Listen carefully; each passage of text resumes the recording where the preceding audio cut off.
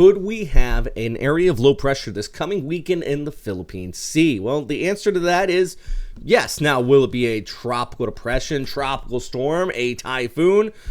Unlikely, but we are going to see an increase in wind and rain for eastern areas of Visayas. Also in this update, I am going to talk about a bit about what's going on in the Korean Peninsula. You got some heavy snowfall, actually some of the heaviest since records began, going back 117 years in a few locations here. So we'll talk about that in a minute. Let's first mention the tropics. Pagasa is saying that there is a chance of something developing out here in the Philippine Sea as we go ahead through the 27th to the 3rd.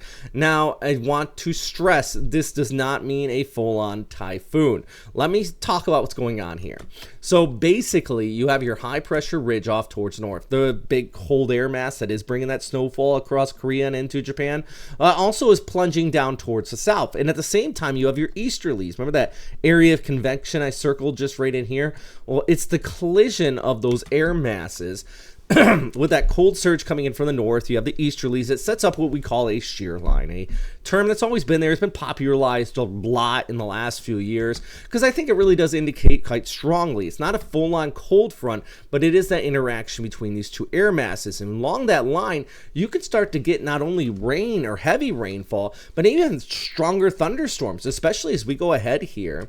You can see through Friday and the Saturday across places like Tacloban over towards Siargao. Yeah, you guys too, into Leyte, Samar, and you can see how this line even stretches down. These are the spots where you're not only going to see this constant onshore wind, definitely messy weather, but also even that chance of some stronger thunderstorms with, you know, enough cold air and cooler air aloft. You could even be looking at things like hail in some of these cells, especially once you get in the northern edge of this line. So we're talking about in Legazpi, higher elevations. So if you're, for some reason, hiking the Mayan volcano, don't do that. But hey, if you are higher elevation, you could be looking at, you know, things like hail and some of these just because of the setup here. But yeah, you can see how this line clashes into southeastern Visayas on Friday. Then it slowly lifts towards the north Sunday, Monday, into Tuesday, increasing showers for Legazpi and eventually even over towards Manila as we go ahead into the early to mid part of next week. So you can see the heaviest of the precip, your classic Amihan setup right in here.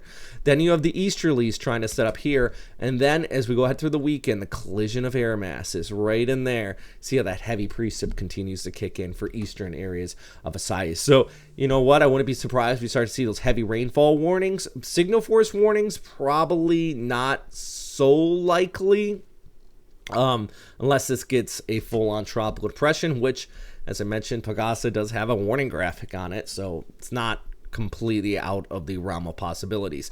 I do also want to mention this. Don't click away just yet. Look at this, our big old area of low pressure, which has been bringing, as I mentioned, some pretty decent snowfall to parts of the Korean Peninsula. In fact, take a look at this flight out of Seoul out here. Look at this.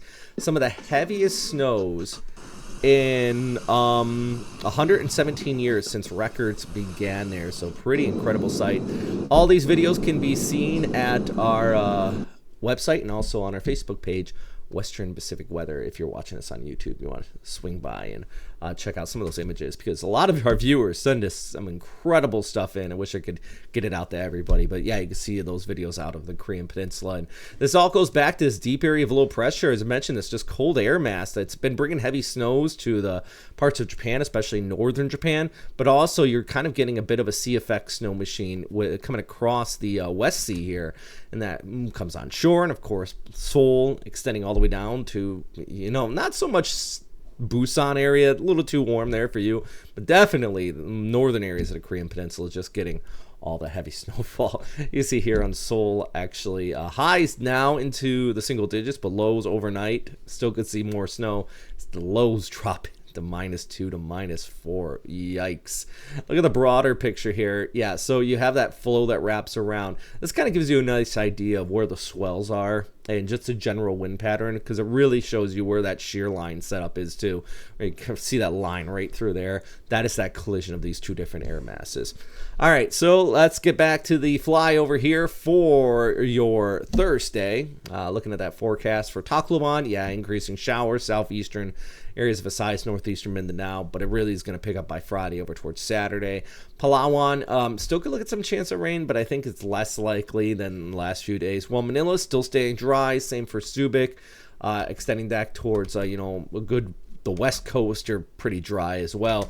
But we start to see that increase in the precip due to the Amihan for northeastern Luzon, kind of that onshore flow. So watch out for that. But for now, places like Manila, Thursday, Friday, and the Saturday, you're relatively dry. But that shear line, as I mentioned a moment ago, gradually lifts towards the north.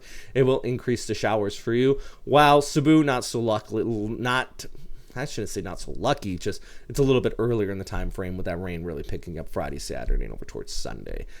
Just because you're further south, you get hit by that shear line a little bit quicker. So a lot of technicals in this update. Less, this is going to hit you. More of explaining why and what's going on. Because in these type of situations, I get a lot of people asking these questions. About what's happening, or is this going to be a typhoon? And I like to explain why it's not versus just being like, no, if you hear that, it's hype and it's clickbait. I try to explain why, and the main reason here is the shear line, but I also at the same time try to explain why there is that low chance, according to Pagasa, and why we have to continue to monitor it and what are some of the impacts going to be. So if you want to support what we do here on this channel, though, please check out the link down below. Truly appreciate it for all our Patreon members, and also hit that like and subscribe button. Thanks for watching. As always, stay safe out there, friends.